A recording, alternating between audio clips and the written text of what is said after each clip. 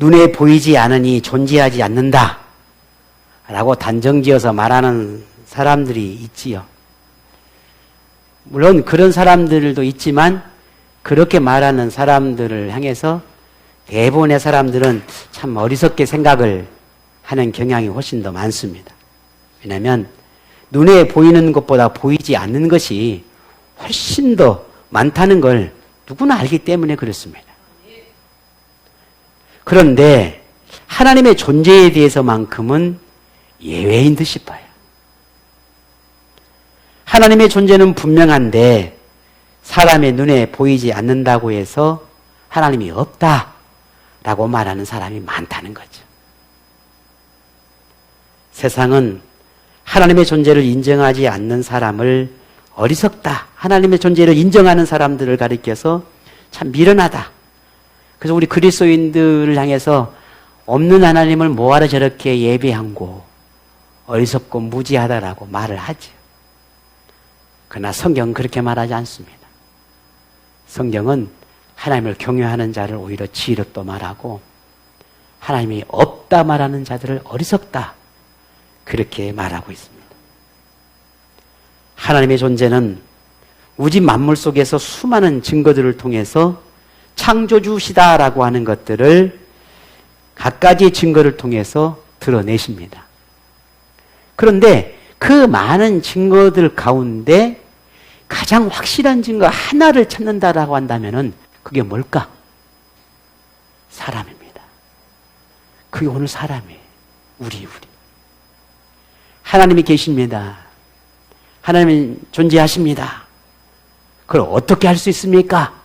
라고 묻는다면 가장 확실한 증거, 그게 오늘 저와 여러분 사람이란 말이에요. 하나님께서 이 모든 만물을 창조하시고 그 중에 하나님의 형상을 따라 지었던 사람, 그 속에 생기를 불어넣어주고 생명을 불어넣어줬던 우리 사람, 이 사람의 존재만큼 하나님의 존재를 인정하는 가장 확실한 증거는 없어요. 사람이에요, 사람. 그래서 이렇게 옆에 사람을 보시면 아하, 하나님이 살아계시는구나, 이렇게 보시면 되는 거예요. 자, 옆에 한번 째려는 보지 마시고 한번 보세요. 아, 하나님이 살아계시는구나. 그 속에 하나님은 왜 이런 인간을 두시는고 그렇게 보시지 마시고, 우리 모든 사람에 보고 아, 하나님이 계시는구나 이렇게 인정하면 맞아요. 그런데 우리가 생각할 때 아니 사람이 존재하는 게 뭐 하나님의 존재하는 거라고 그걸 인정할 수밖에 없느냐라고 하는 그 질문을 할 수 있는데, 우리는 이 사람이 왜 하나님의 살아계심의 증거냐라고 하는 가장 또 하나의 중요한 이유는 뭐냐면, 하나님은 이 땅에 존재하는 모든 사람들을 향해서 저마다의 인생의 목적을 두고 그리고 그 목적을 따라서 모든 인생들을 이끌어 가신다는 거예요. 이건 그 어느 존재도 할 수 없는 거예요. 각 개개인 한 사람 한 사람의 인생에 따라서 그 사람의 목적을 세우고 그 한 사람을 위해서 하나님은 일하시고 그 한 사람을 위해서 계획을 세우시고 그 한 사람을 위해서 모든 걸 하시는 거예요. 이게 하나님이 하시는 일입니다. 이것을 성경 잠언서 16장 4절에 이렇게 기록해 두셨어요.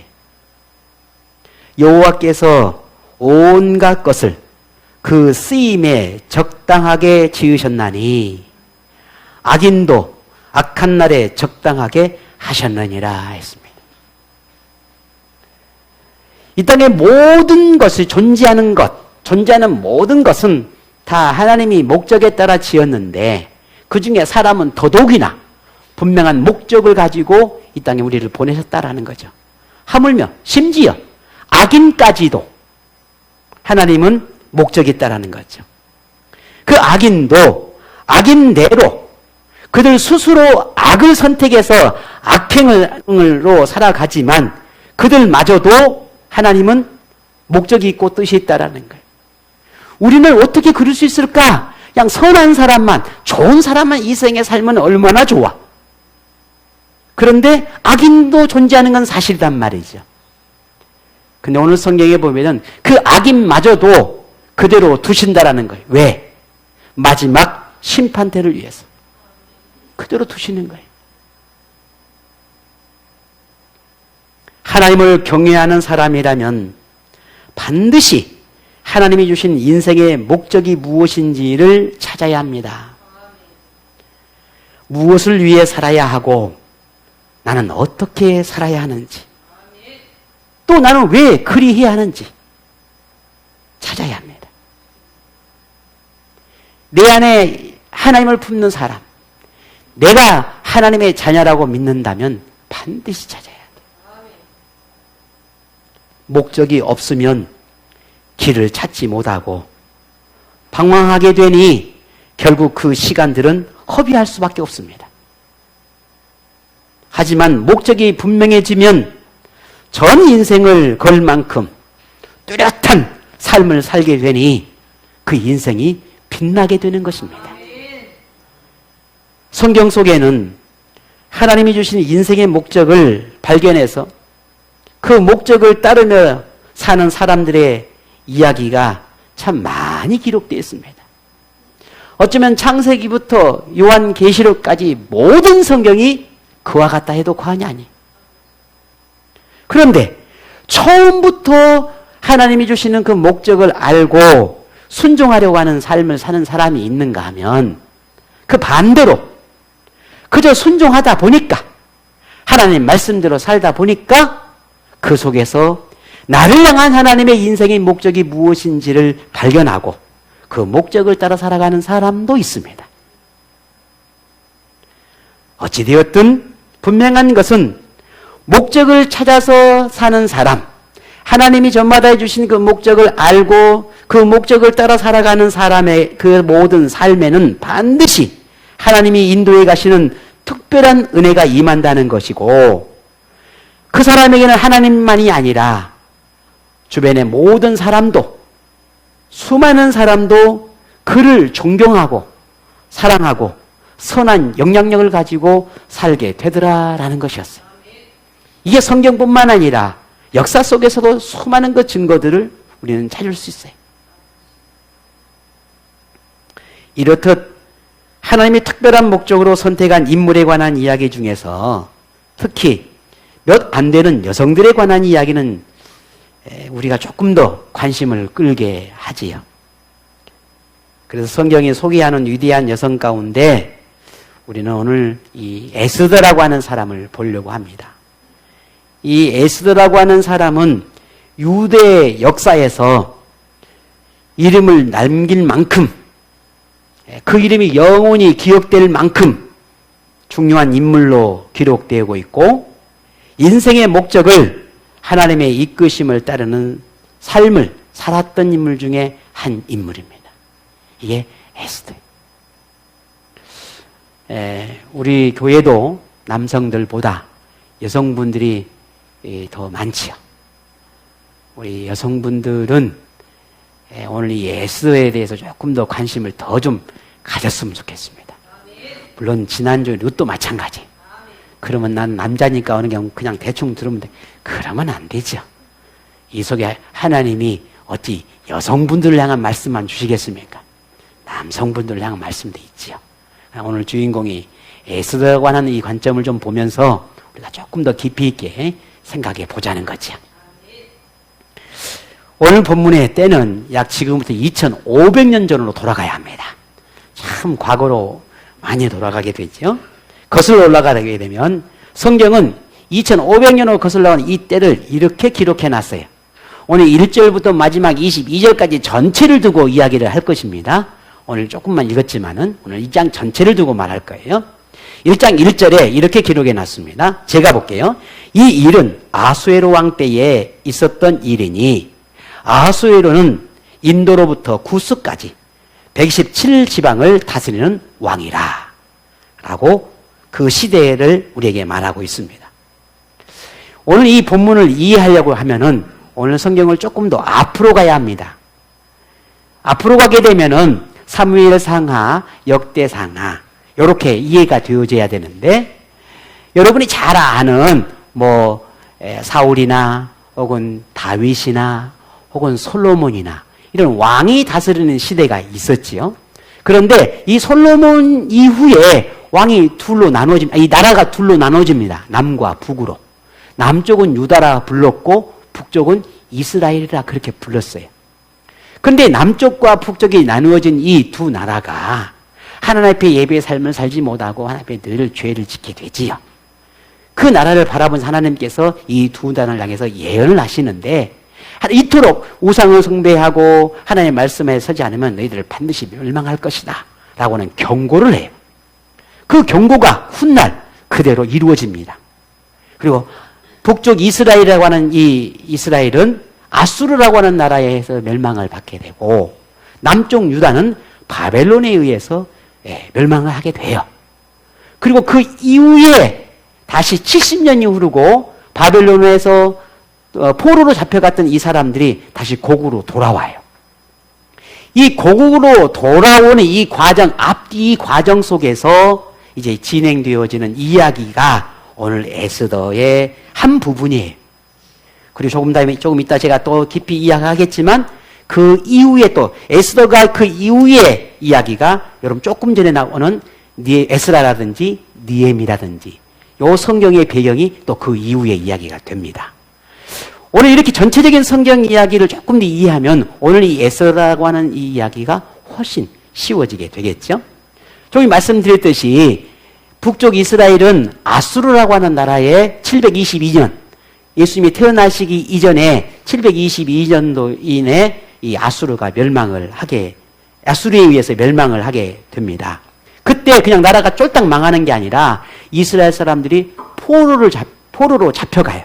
많은 사람들이 포로로 잡혀가게 되고 그리고 이 아수르라고 하는 그 대제국에 의해서 그 인근에 있는 많은 나라들을 다스리게 되는데 얼마 후에 이 아수르도 또 612년에 바벨론이라고 하는 나라에 의해서 또 멸망을 향하고 바벨론이 다시 또 그 지역을 다스리게 되죠.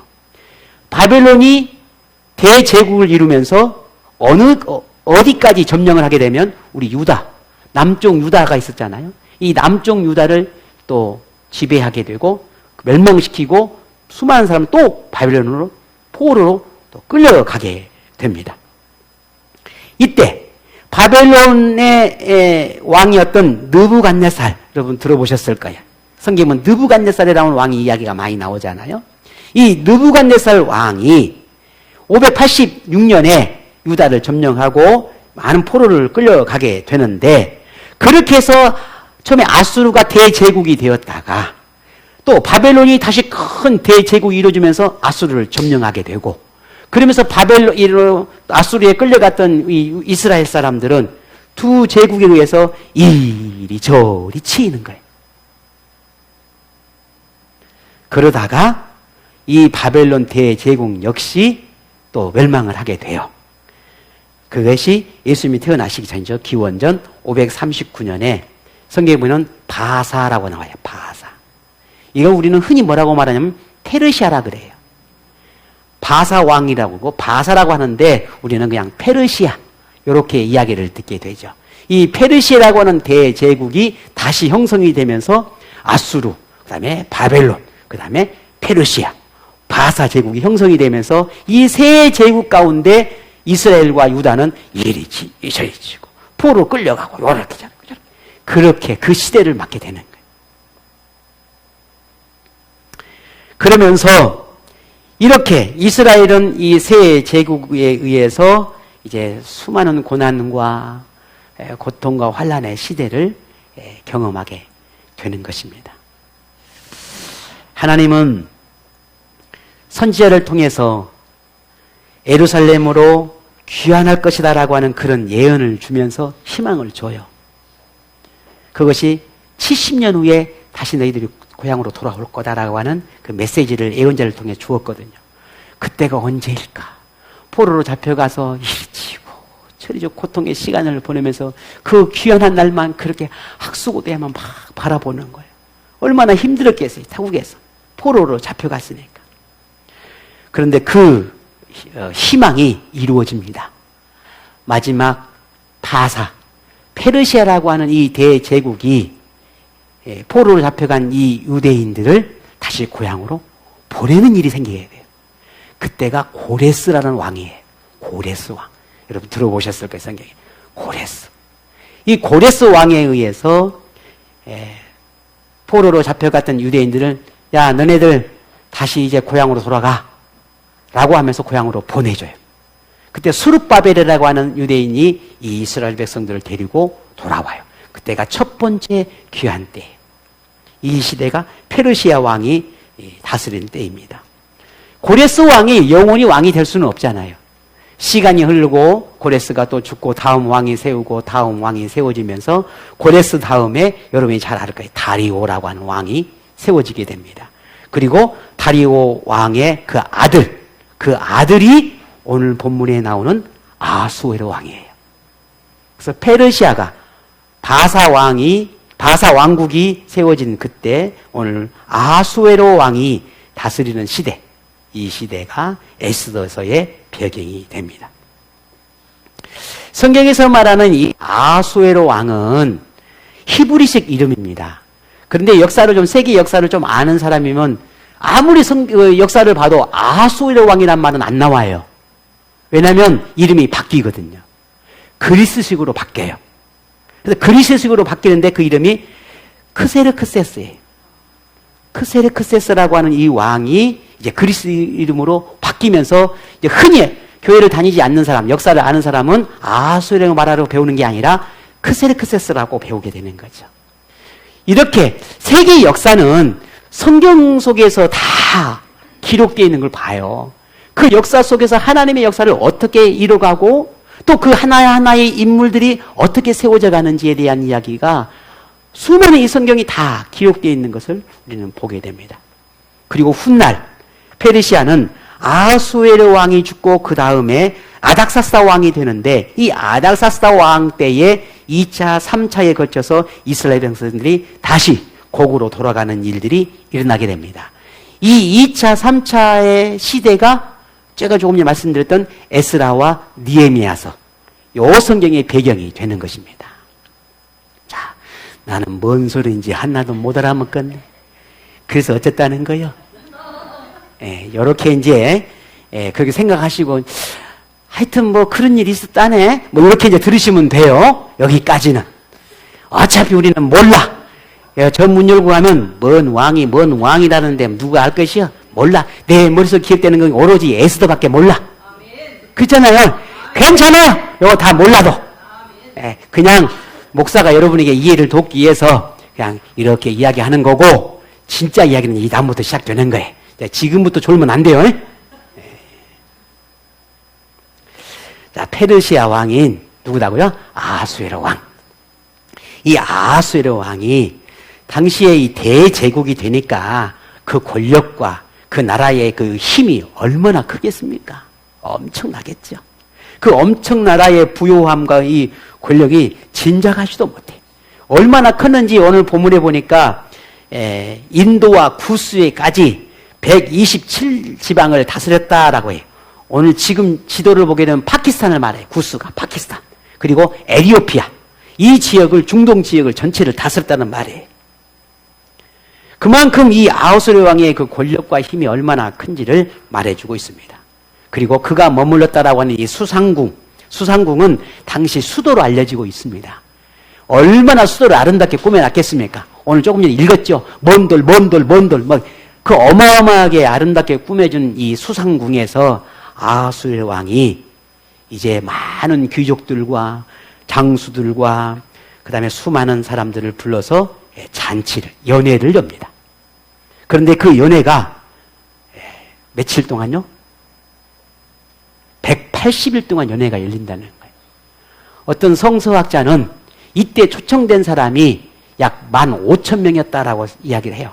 근데 어떤 사람은 15,000명이 계속 180일 동안 머무는 게 아니라 왔다 갔다 하지 않았겠어요? 자기 지방이 있으니까. 그래서 6만 명이 넘은 사람이 이 연회에 참석했다고 말하는 사람도 있어요. 기록에 의하면. 어찌됐든 이 180일 동안 연회를 열어서 어마무시한 사람들을 불러 모아서 이렇게 연회를 여는 겁니다. 그런데 왜 이 연회를 열었을까라고 보니 4절에 이렇게 기록해 놨어요. 4절은 왜 같이 한번 보겠습니다. 같이 봅니다. 왕이 여러 날 곧 180일 동안에 그의 영화로운 나라와 부함과 위엄의 혁혁함을 나타내니라. 아멘. 그냥 나 이 나라 왕인데 자 봐라. 이 엄청난 우리나라의 이것을 내가 그 나라의 내가 왕이야. 자기의 어떤 권력과 자기의 이 나라의 부감을 자랑하고 싶었다는 거예요. 뭐 별게 있겠어요?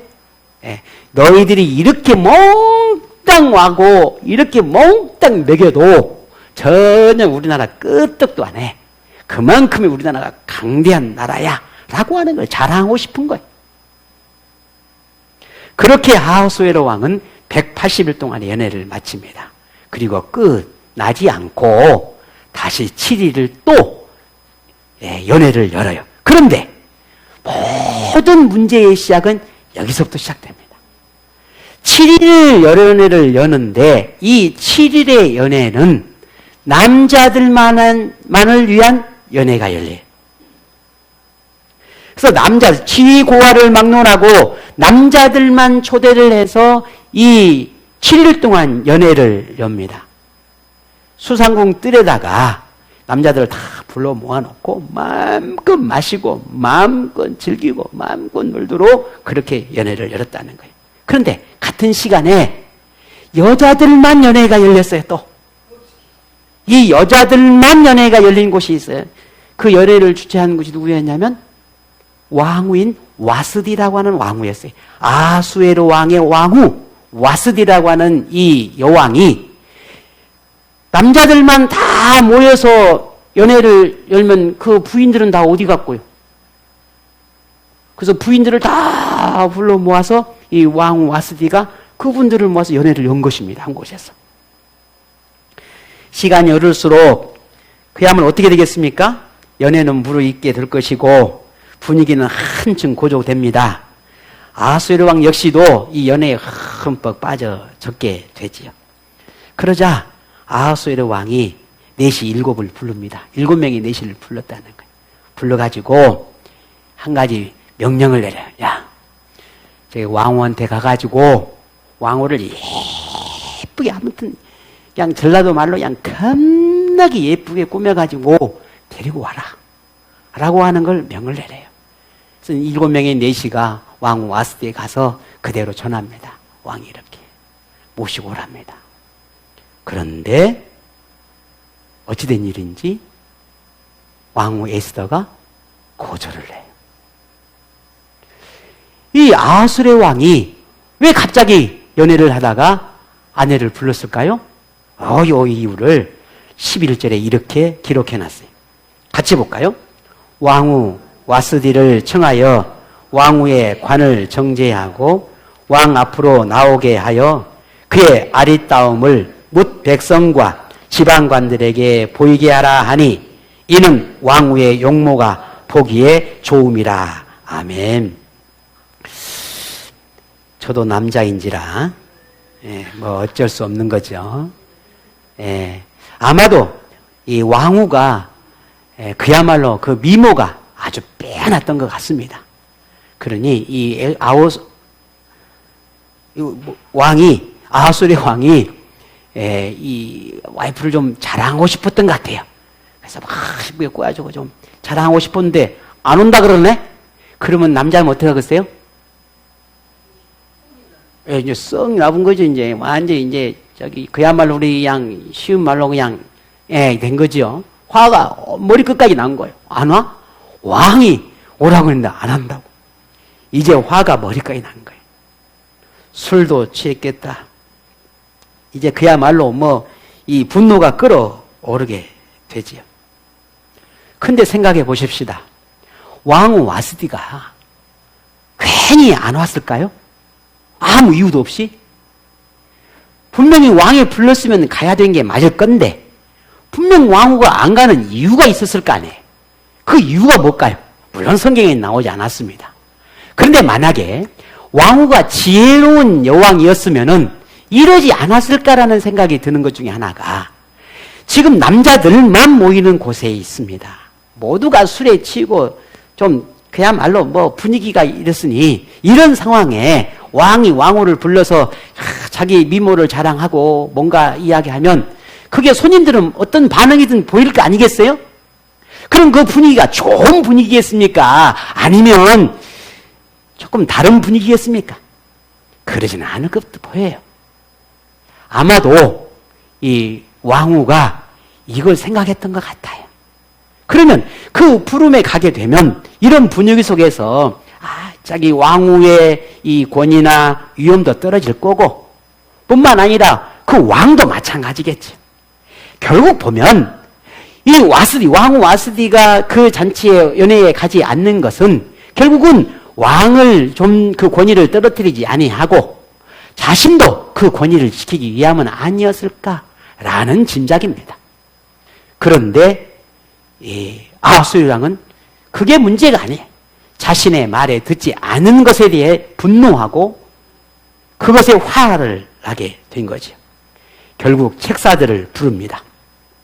책사들을 불러서 야, 왕후가 내 말을 듣지 않았는데 이걸 어떻게 처리해야 되겠느냐 물어요. 내 가만둘 수가 없다는 거죠.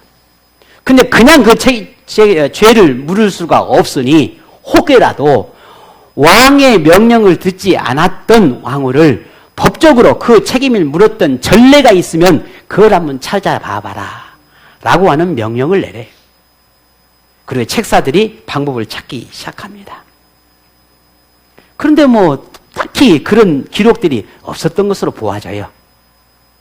그래서 책사들이 아무리 생각해도 뭐 찾아봐도 특별한 그런 것들이 없어 보이니 모두가 다 그래도 왕의 그 마음의 비율을 맞추려고 부단히 노력을 합니다. 결국 책사들이 하는 말이 왕이시여, 우리 이번에 왕의 명령을 거절한 저 왕후 와수디에게 좀 우리 전라도 말로 본때를 한번 보여줍시다. 전례를 한번 만들자는 거예요. 그 책임을 반드시 물읍시다 라고 하는 이야기를 이 책사들이 왕에게 이야기를 합니다. 그 중에 한 책사인 무무관이라는 책사가 있었습니다. 이 무무관이라고 하는 책사가 이렇게 제안을 합니다. 19절에 같이 볼까요? 다 같이. 왕이 만일 좋게 여기실진대 와스디가 다시는 왕 앞에 오지 못하게 하는 조서를 내리되 바사와 메대의 법률에 기록하여 변개함이 없게 하고 그 왕후의 자리를 그보다 나은 사람에게 주소서. 아멘. 책사들은 왕후 와스디에게 왕의 명령을 따르지 않음에 대해서 강력한 책임을 묻고 전국에 조서를 내리면 모든 여인들이 남편을 존경하게 될 것입니다 라는 것이었습니다. 그래서 왕이 이 7명의 책사를 불러서 그 모든 이야기를 듣고는 그렇게 하면 좋겠구나 라고 하는 결단을 내리게 됩니다. 그래서 결국은 아하수에로 왕은 그 책사들의 제안을 받아들였고, 그리고 그 책사들의 생각 속에서는요, 다른 게 있는 게 아니에요. 그저 아내들을 그 앞에 권력과 남편으로서의 어떤 그 권위를 세우고 싶은 것 뿐이었어요. 그 다른 거 없어요. 그래서 그 책사들의 이 제안을 받아들이고, 결국 왕후 와스디는 이때 폐위를 당하게 되고, 그리고 아하수에로 왕은 조서를 전국에 내리게 됩니다. 그 조서 내용이 22절 마지막 절이 그 내용이에요. 뭐라고 조서를 내렸는지 한번 볼까요? 22절입니다. 시작. 각 지방, 각 백성의 문자와 언어로 모든 지방에 조서를 내려 이르기를 남편이 자기의 집을 주관하게 하고 자기 민족의 언어로 말하게 하라 하였더라. 아멘. 결국 이 남자들은 자기의 어떤 그 권위, 이것을 세우기 위한 하나의 방편으로 삼았던 것이 오늘 이 왕후 와스디가 폐위되는 아주 기가 찬 이유가 여기에 있었다라는 거예요. 다시 생각해 보면 왕후 와스디가 폐위가 될 만한 그런 이유가 있었는가라고 하는 걸 물어보면 글쎄, 왕후에서 쫓겨날 만큼의 그런 이유가 있었을까? 사실은 그렇게 큰 이유가 없었던 걸로 보여져요. 그럼에도 불구하고 아하수에로 왕은 이 왕후를 내친다라고 하는 거예요. 술에 취한 상태고 왕의 그 역시도 권력과 권위를 굉장히 중시 여기고 자신의 그 모든 것들을 과시하고 싶은 그런 왕이었음에 결국 책사들의 말과 이 왕의 생각이 같을 수밖에 없는 거지. 그러니 왕후를 내칠 수밖에 없었던 겁니다. 과시욕에 젖어 있고 권력과 명예를 중시하고 더욱이 술에 취한 그렇게 판단력을 잃은 아하수에로 왕은 하지 말아야 할 그 일을 하게 됩니다. 그런데 이 일이, 이 순간이, 이 결정이 훗날 유대 역사를 바꾸어 놓을 만한 놀라운 일이 된다는 걸 누가 생각이나 했겠냐는 거예요. 세계 역사의 흐름 속에서 하나님의 일하심은 참으로 신비롭습니다. 하나의 민족이던 이스라엘이 남북으로 나뉘고 결국 아수르와 바벨론에 의해서 처참하게 무너졌지만 하나님의 민족, 하나님의 백성들을 하나님은 버리지 않으셨습니다. 외세의 압박과 치세로 인해서 이들은 말할 수 없는 고통과 환난의 시기를 겪고 있지만 그것이 하나님의 저주이거나 하나님이 그들을 멸망시키기 위한 것이 아니었다라는 거예요. 이스라엘이 하나님의 민족으로서 거듭나기를 바라시는 그 하나님의 섭리가 거기 안에 있었다라고 하는 것입니다. 하나님이 선택한 백성, 하나님이 다스리는 그 나라, 이스라엘의 백성 이들이, 유다 백성 이들이 하나님이 진정한 신이고 하나님만이 유일한 신이고 하나님만이 인류를 다스리는, 인류를 주관하시는 분이라고 하는 것을 그들이 진정으로 깨닫기를 바라셨어요. 그저 조금만 하면 우상을 숭배하고 조금만 자기 비위에 틀어지면 하나님을 원망하고 불평하고 그렇게 그들을 돌보고 그들의 인생을 인도하고 책임지는 역사의 주인 되신 하나님을 그저 늘 필요하면 하나님을 찾고 그렇지 않으면 헌신작 버리듯이 버려버리는 그들에게 진정한 신이 누구인지를 보여주고 싶은 거예요. 깨닫기를 바라셨습니다. 그래서 그들에게 다가온 수많은 역사의 시간들, 수많은 역사의 흐름 속에서 하나님은 단 한 번도 그들을 놓지 않았다는 거예요. 그 증거 중에 하나가 무엇입니까?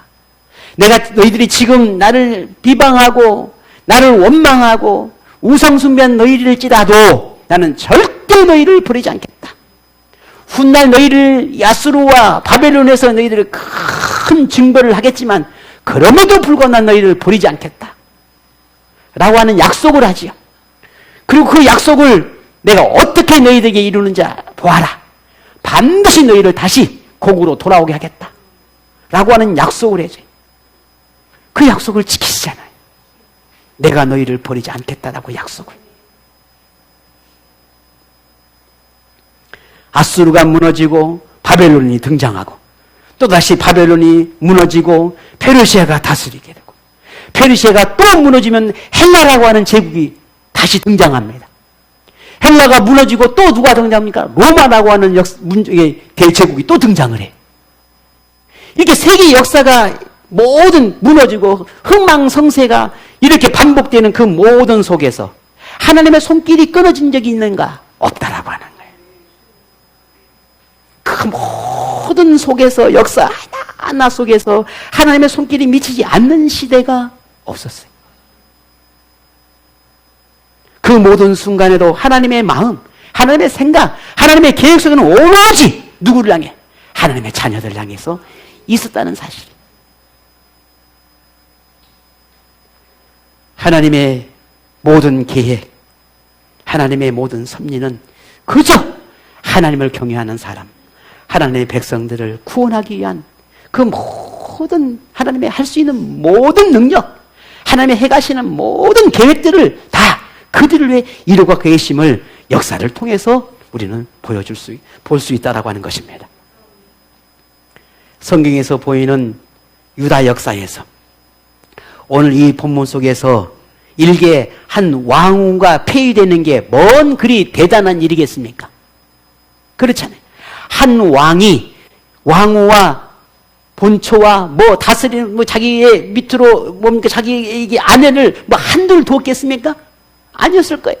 얼마나 많은 뭐 정략 결혼부터 시작해서 얼마나 많은 왕후들이 있었겠습니까? 그 중에 뭐 와스리 한 사람 죽은 게 뭐 그 대단하겠어요? 그 누가 죽어도 그 이름 하나 뭐 기억지도 않아요. 하늘만 해요. 그런데 놀랍게도 그 왕후 와스디 한 사람의 죽음이 유대 역사를 바꾸는 기회가 된다고요. 이게 어떻게 그게 우연이라고 할 수 있겠습니까? 그렇지 않아요. 하나님의 이 놀라운 섭리와 하나님의 역사하심은 우리의 눈보다 계산할 수도 없어요. 하나님의 그 눈은 더 멀리 바라보고 있고 더 넓게 더 깊게 보고 있다라고 하는 걸 우리는 알아야 합니다. 왕후 와스디가 폐위되는 그 불행을 막긴 하였지만 이것은 하나님에게는 또 다른 계획이 또 다른 섭리가 이루어질 거라고 하는 것을 말하고 있습니다.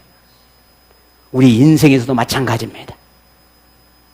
우리 주변의 상황이나 환경이 힘들고 어렵게만 느껴지더라도 그 속에서 하나님의 일하심이 있다는 겁니다. 우리 자신도 미처 알지 못하는 것을 위해 하나님은 준비하고 계시고 우리를 위한 그 인생의 길을 만들어가고 있다는 겁니다. 이게 하나님이세요. 그리고 하나님은 그 예비된 길을 가도록 우리에게 기회를 주고 계십니다. 유대를 위해 에스더를 위해 길을 만들고 열어가시는 그 하나님께서 이제 오늘 우리를 위해 그 길을 만들고 우리를 위해 인생의 문을 만들고 계십니다. 오늘 저와 여러분, 내일 일을 두고 우리는 걱정하고 염려하지요. 뭐 저도 마찬가지. 저라고 항상 무사태평으로 그냥 얼마나 제가 믿음이 좋아서 그냥 내일 일은 난 몰라요 하고 산주하십니까? 아니에요. 눈만 뜨면 내일이 걱정이 될 때가 많아요. 그럼에도 불구하고 우리가 내일을 조금 더 내려놓을 수 있는 것은 우리에게는 하나님이 그 하나님께서 우리의 삶과 인생을 열어가신다라고 하는 걸 믿기 때문에 그래서 조금 내려놓을 수 있는 것뿐이에요. 하나님은 한 여인의 죽음이 그냥 엿소속에서 묻혀버릴 수도 있지만 그러나 그 기회를 하나님께서 또 다른 인생의 기회로 또 다른 역사의 기회로 삼으시고 만들어가고 있습니다. 그러니 그 하나님께서 오늘 저와 여러분을 위해서도 그 인생의 길을 열어가고 계시다라고 하는 사실을 믿음으로 고백할 수 있기를 바랍니다. 주어진 인생의 시간을 낭비하지 않도록 우리가 준비하십시다. 주어진 시간이 허비하지 않도록 지혜로운 생활을 되도록 하십시다. 하나님이 여러분을 위해 무엇을 준비하고 계시는지 믿음의 눈으로 보려고 하십시오. 여러분의 인생 목적이 세상 성공이 아니라 그저 편안하고 조금 더 나은 삶을 살아가는 그 인생의 삶이 아니라 하나님과 함께 걷는 삶이 되기를 꿈꾸는 오늘 저와 여러분이 되기를 원합니다. 우리에게 주어진 시간이 얼마나 남아있을지 누가 알겠습니까?